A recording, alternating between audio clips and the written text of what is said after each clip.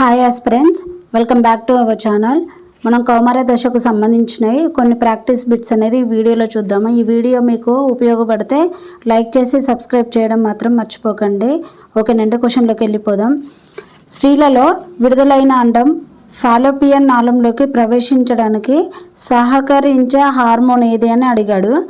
Option A LH luteinizing hormone, option B oestrogen, option C FSH follicle stimulating hormone, option D FSH మరియు progesterone. So ఇక్కడ answer వచ్చేసి luteinizing hormone అండి. ఈ లుటనైజింగ్ hormone అనేది అండాన్ని Fallopian నాళంలోకి ప్రవేశించడానికి సహకరిస్తుంది. మరి ఈస్ట్రోజన్ ఏం చేస్తుంది?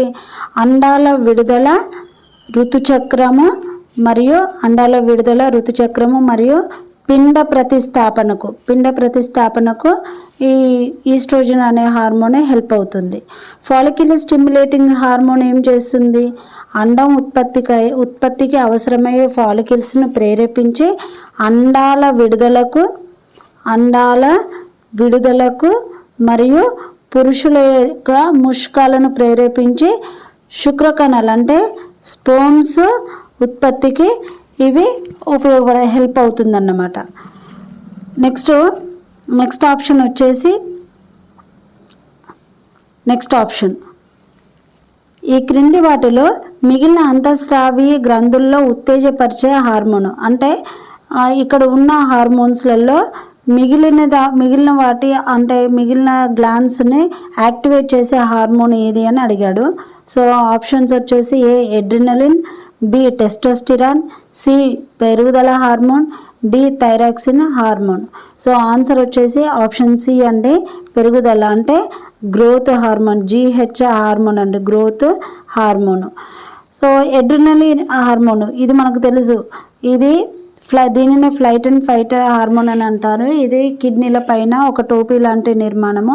మనం ఏదైనా అకస్మాత్తుగా చూసినప్పుడు మన హార్ట్బీట్ రేజ్ అవ్వడము లేదనంటే తగ్గించడం అనేది ఈ ఎడ్రినలిన్ హార్మోను కంట్రోల్ చేయడము లేదంటే రేజ్ చేయడం అనేది దీని ఆధీనంలో ఉంటుంది.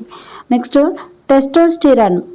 సో టెస్టోస్టిరాన్ అనేది ఇది శుక్రకణాలు అంటే పురుషులలో స్పోమ్స్ ఉత్పత్తికి మరియు సెకండరీ సెక్షువల్ సిమ్టమ్స్కి అనేది ఇది యాక్టివేట్ చేస్తుంది అన్నట్టు టెస్టోస్టిరాన్.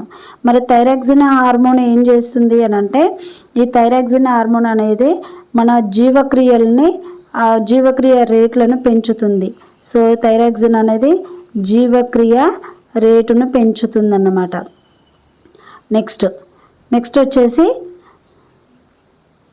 నెక్స్ట్ బిట్ కౌమార దశకు సంబంధించి కింది అంశాలను పరిశీలించమని అడిగాడు. ఇక్కడ ఆప్షన్స్ చూడండి. ఈ దశలో స్తబ్దంగా ఉంటారు, ఈ దశలో చురుకుగా హుషారుగా ఉంటారు, ఆలోచించి నిర్ణయాలు తీసుకుంటారు, ప్రవర్తనలో మార్పులు వింతగా ఉంటాయి. సో ఇక్కడ ఒకటే రాంగ్ ఆన్సర్ అండి. ఏంటి అంటే ఆలోచించి నిర్ణయాలు తీసుకుంటారు అనేది రాంగ్ ఆన్సర్.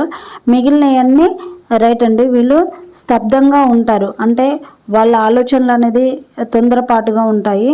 సో చాలా చురుకుగా ఉంటారు, చాలా యాక్టివ్గా ఉంటారు, రైట్ ఆన్సర్.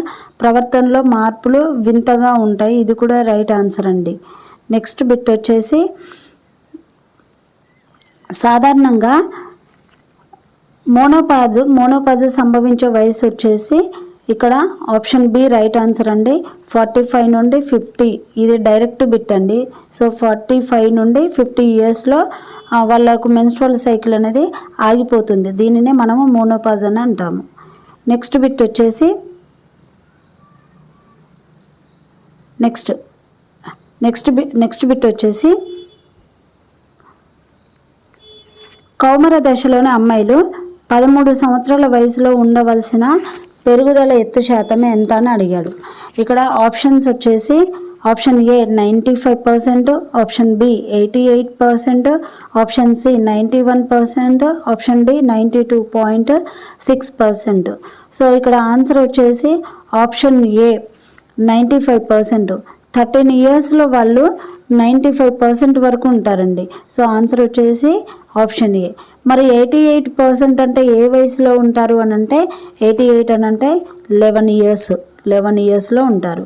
మరి 91 అంటే 91% అంటే ఏ ఇయర్లోనంటే వాళ్ళు వచ్చేసి 12 ఇయర్స్లో ఉంటారు. 91 వచ్చేసి 12 ఇయర్స్లో. 92.6 అంటే 12 to 13 ఇయర్స్ మధ్యలో ఉంటారన్నమాట.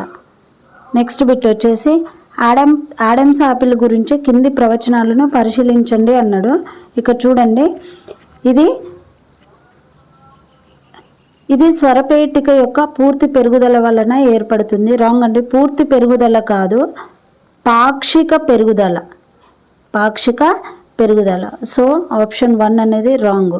స్వరపేటికలో 9 మృదులాస్తులు ఉంటాయండి, ఇది కరెక్ట్ అండి, 9 ఉంటాయి.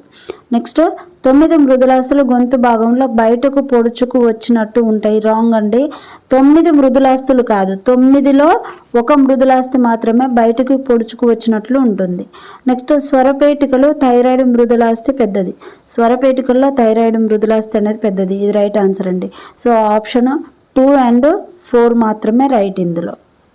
నెక్స్ట్ బిట్ వచ్చేసి కౌమార దశలో ఉన్న బాలురలో ఏ సంవత్సరాల మధ్య ఎత్తు ఎక్కువ శాతం ఉంటుంది అంటే option A 13 to 17 years 10%, option B 14 to 15 years 9%, option C 13 to 17 years 8%, option D 14 to 15 years 7%.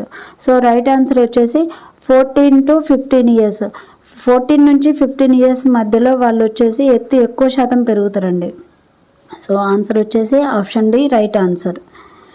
Next bit వచ్చేసి కౌమార దశలో ఉన్న అబ్బాయిలు ఏ సంవత్సరాల వరకు 100% ఎత్తు పెరుగుతారు. సో ఇది డైరెక్ట్ అండి, 17 to 18 ఇయర్స్ వరకు అంటే ఈ వయసులో 100% పెరుగుతారండి, అమ్మాయిలైనా అబ్బాయిలైనా.